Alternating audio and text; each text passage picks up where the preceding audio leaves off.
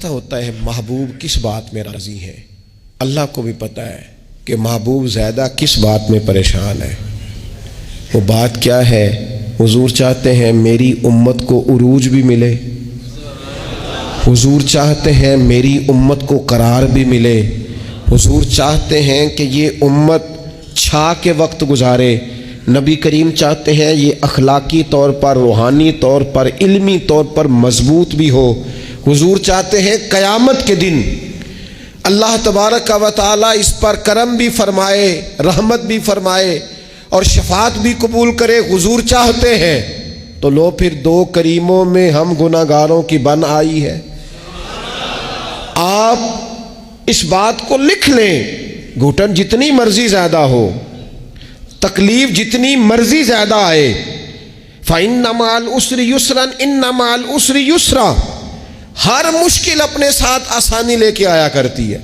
یہ قانون ہے، پوری دنیا میں امت پر حالات جتنے مرضی مشکل آ جائیں پریشان ہونے کی ضرورت نہیں، کیونکہ حضور مقام محبوبیت پہ ہے تو انشاءاللہ اس امت کو اللہ ضرور عروج عطا فرمائے گا۔ اللہ تعالیٰ اپنے فضل سے اس امت کو مضبوط کرے گا، علمی بنیادوں میں بھی، اخلاقی بنیادوں میں بھی۔ انشاءاللہ وہ جھنڈا عروج پہ ہوگا۔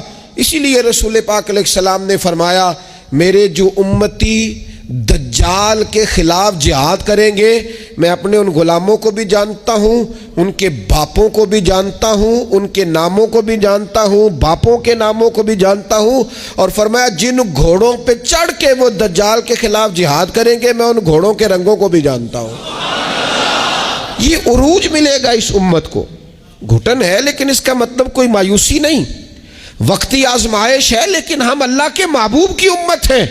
اور یاد رکھنا صبح قیامت بھی جو اعزاز ملے گا نا وہ رسول کریم کی امت کو ملے گا۔ حضور فرماتے ہیں جہاں جہاں وضو کا پانی لگتا رہا وہ جگہیں قیامت میں چمکیں گی، اور فرمایا میری امت کے کچھ لوگ میدان محشر میں آئیں گے، نبی ولی ان پر فخر کریں گے اور رشک کے ساتھ کہیں گے یہ کون ہے؟ تو نے کہا جائے گا یہ رسول پاک کی امت کے وہ لوگ ہیں جس سے بھی محبت کرتے تھے، اللہ کی رضا کے لیے ہی کرتے تھے۔ اور پھر حضور نے یہ آیت تلاوت کی، الا ان اولیاء اللہ لا خوف علیہم ولا هم یحزنون۔